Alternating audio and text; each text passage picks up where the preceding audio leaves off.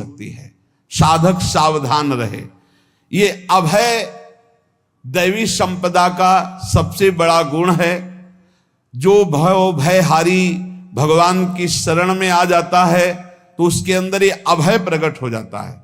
अगर कहीं तुम्हें एकांत में भय लग रहा है, एक आदमी तो एकांतिक में आए थे, वो कह रहे थे कि हमें हर समय भय लगा रहता कि कोई हमारे पीछे है, अंधेरा तो लगता कोई खड़ा है, मैं जीना मुश्किल हो गया, ऐसा भय। देखो ये मन कैसा है, भगवान से विमुख होने पर कैसे डरवाता है। वो कह रहे हैं हर समय मुझे डर लगा रहता है, कोई सामने खड़ा है, कोई पीछे खड़ा है, ऐसा भय लगने लगता है। और जब भगवान की शरण में आ जाते हैं तो ये अभय स्थिति हृदय में जागृत हो जाती है। कोई भी भय आसपास आ ही नहीं सकता, यहां तक कि नरक का भी भय खत्म हो जाता है जो भगवान की शरण में है। महापापी भी पुण्यात्मा महान भक्तों के समान वो उत्तम गति को प्राप्त हो जाता है जो भगवान की शरण में हो जाता है। पर ये जो भोगों का आश्रय लिए हुए हैं, मनमानी आचरण कर रहे हैं, ये कभी उस अभय को जान ही नहीं सकते कोई अभय पद है क्या। इनको तो कदम कदम पर शोक, भय और दुख की प्राप्ति होगी। कोई बचा नहीं सकता जो भोगों में लगे हैं, मनमानी आचरण कर रहे हैं। अगर निर्भय होना चाहते हो, परम सुखी होना चाहते हो तो भगवान के शरणागत हो जाओ। सारे जगत को अभय दान देने वाले भगवान हैं। भगवान का एक प्रण है, ममपन शरणागत भयहारी। जो मेरी शरण में आ गया उसके भय का मैं नाश कर देता हूं। साधना में अवस्था मन की मानी जाती है कि आप कितने अच्छे साधक हैं। यदि आपका मन भगवदाकार है, हर समय भगवत चिंतन चल रहा है, आपके स्वप्न भागवती का रहे हैं, आपके विचार भागवतिक हैं, तो आपकी अच्छी साधना हो रही। और यदि आपके स्वप्न गंदे आ रहे हैं, क्योंकि स्वप्न में मन का ही सारा खेल होता है, और आपकी चिंतन वृत्ति वासनात्मक चल रही, तो अभी साधना का प्रभाव मन पे नहीं पड़ा है। जिसका मन हर समय भगवत चिंतन करता रहता है वो जीते जी जीवन मुक्त हो जाता, अनुभव होता है। जैसे किसी ने कहा कि हमें कैसे पता चलेगा कि हमारा काम हो गया है, तो जैसे आप भोजन पा लेते हैं तो किसी दूसरे से गारंटी थोड़ी लेनी होती कि हम छक गए हैं क्या, आप जरा बताना हम छक गए हैं क्या। नहीं, अपने हृदय में आ जाता है कि अब मैं तृप्त हो गया। ऐसे ही अपने हृदय में आ जाता है कि मेरा काम हो गया, अब मेरा जन्म नहीं होगा। ये हृदय में आ जाता है, अपने आप अनुभव में आ जाता है।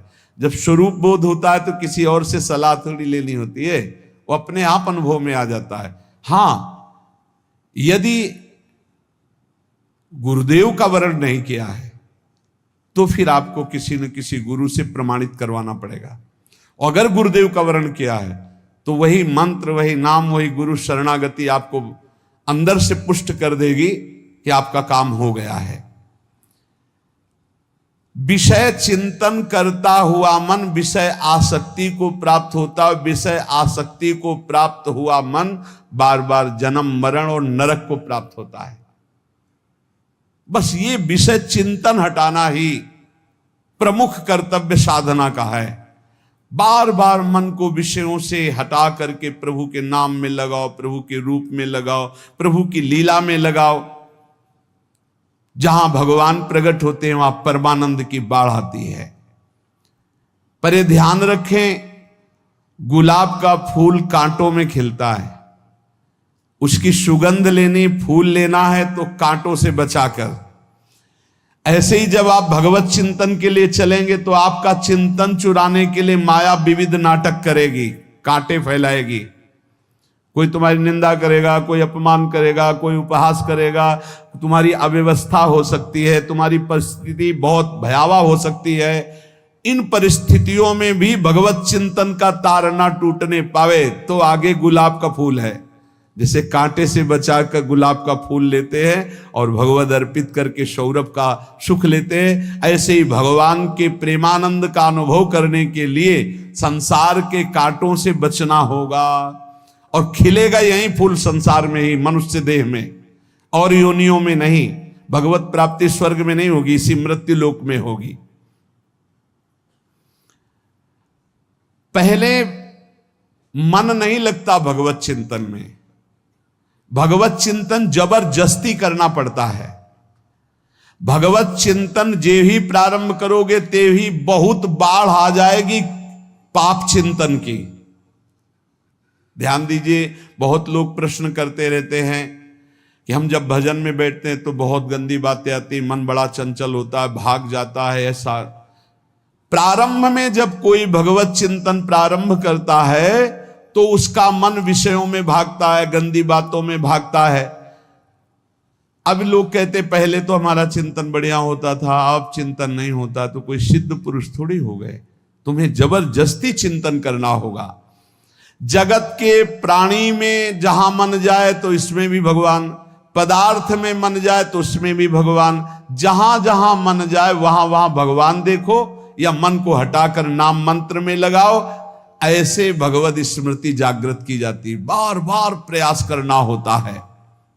कई लोग ये प्रश्न करते हैं कि हमसे बड़े पाप हो गए तो क्या हमें भगवान की प्राप्ति हो जाएगी? तो यहां कह रहे हैं भगवान किसी के पूर्व जीवन को नहीं देखते हैं, वर्तमान के भजन को देखते हैं।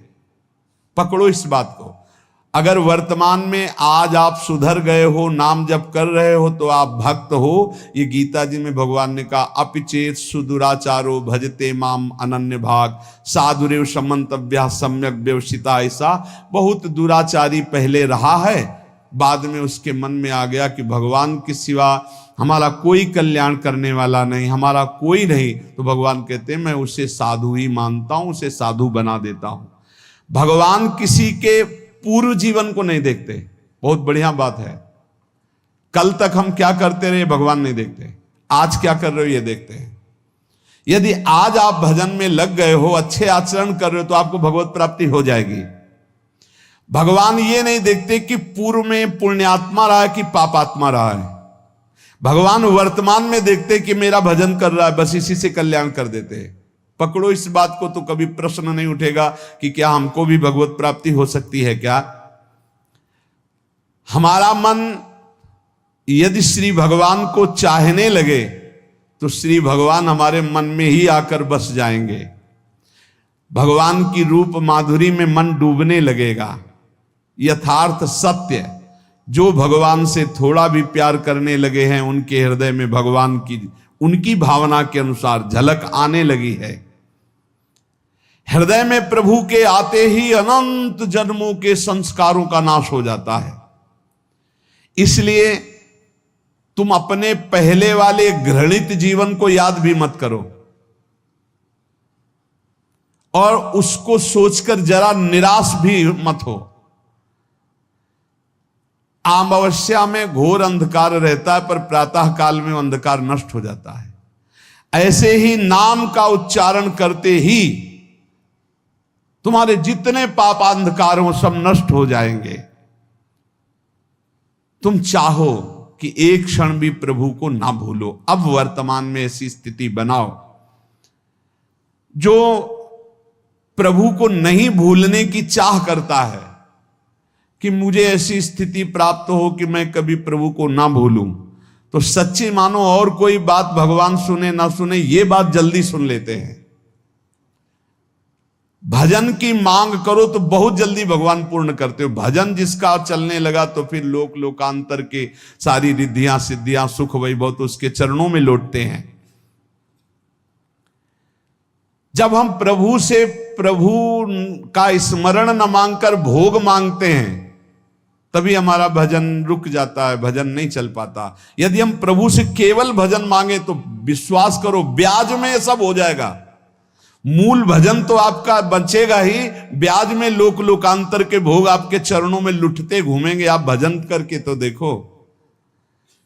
अरे घिघियाने की जरूरत नहीं, किसी से मांगने की जरूरत नहीं, भजन करके देखो सब ठीक हो जाएगा, सब अपने आप बन जाएगा।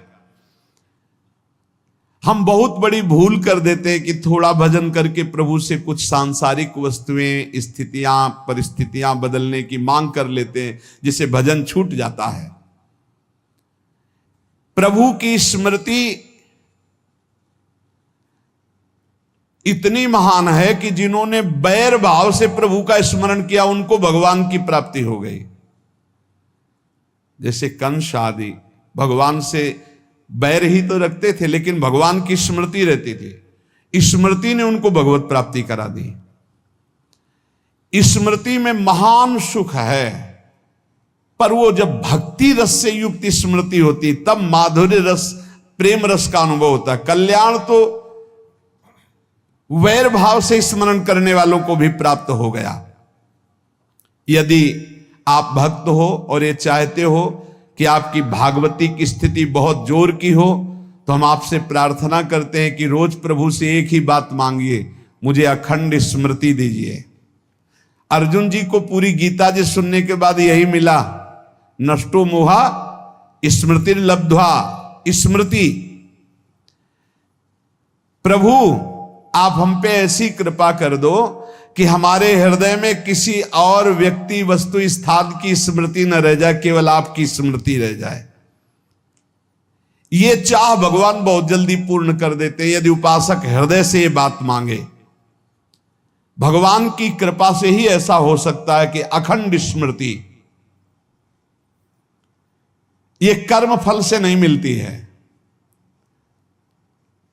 प्रभु के प्रति निर्भर होकर जो दैन्यता पूर्वक प्रभु से मांगता है और हर समय अभ्यास करता रहता है भगवत स्मरण का, उसको ये स्मृति मिलती है।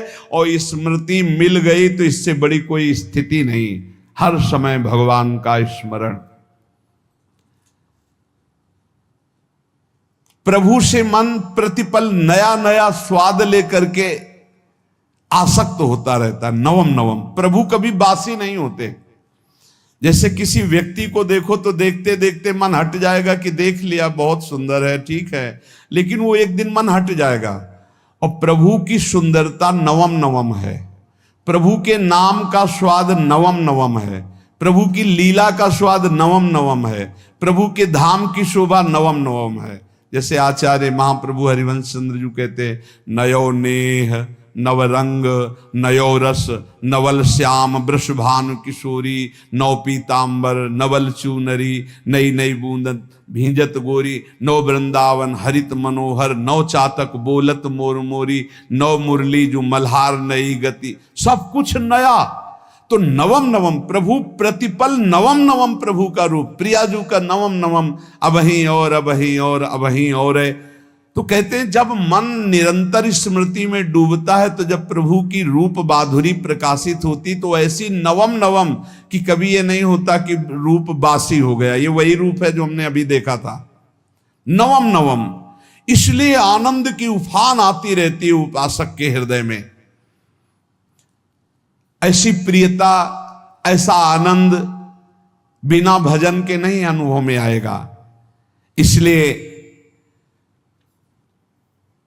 तुम विश्वास करो, तुम्हें बहुत सुंदर सुख मिलने वाला है, आगे अपार सुख मिलने वाला है। ये थोड़ा दुख का समय काट लो, जब तक जीवन है ये दुख सुख की लहर आती रहेगी, आप इसको सह जाओ, आगे बहुत आनंद है। विश्वास मान लीजिए, बहुत आनंद है। जो ये विश्वास कर लेता है वो प्रभु के मार्ग में चलकर प्रभु को प्राप्त कर लेता है। नहीं तो इतने रोड़े हैं कि आप ऊब जाओगे, बहुत रोड़े हैं।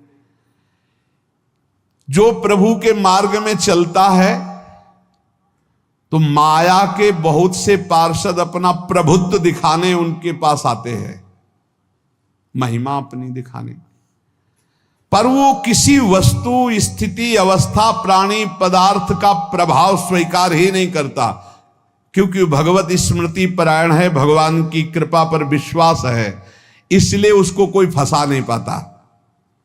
वो नित्य निरंतर प्रभु से घुला मिला रहने के कारण उसकी मस्ती में कोई फर्क नहीं पड़ता। माया का प्रभुत्व रखने वाले उसे फंसाने की चेष्टा करते हैं, पर उस पर किसी का असर नहीं होता। वो कहीं लिप्त नहीं होता, वो कहीं दुखी सुखी नहीं होता, वो हर समय प्रसन्न रहता है। तुम देखो, हर समय प्रसन्न रहते हो? यदि नहीं तो तुम किसी व्यक्ति वस्तु का आश्रय लिए हुए हो, प्रभु का नहीं। अगर हां तो हर समय प्रभु का स्मरण चलना चाहिए, हर समय प्रभु के आश्रित हो। फिर देखना ये आनंद, ये प्रसन्नता क्या रूप रखती है। बड़े बड़े मस्त संतों को देखा, मस्त एकदम ऐसे उन्माद में मस्त। हे, उस सुख के लिए ललचाओ। कब तक जन्मते मरते रहोगे, कब तक बार बार दुख भोगते रहोगे, कब? बड़ा प्रपंच है ये। भगवान का स्मरण परम पुण्यात्मा पुरुष का हृदय माना जाता है। बहुत पवित्र हृदय, बड़ा पुण्यात्मा हृदय जिसमें भगवान का स्मरण। भगवान का विस्मरण पापात्मा पुरुष, भयानक विपत्ति, दुर्भाग्य आते हो। सुदृढ़ निश्चय करो, अब हम भगवान के स्मरण में अपना समय व्यतीत करेंगे। मेहनत करो, कार्य करने के लिए कोई मना नहीं।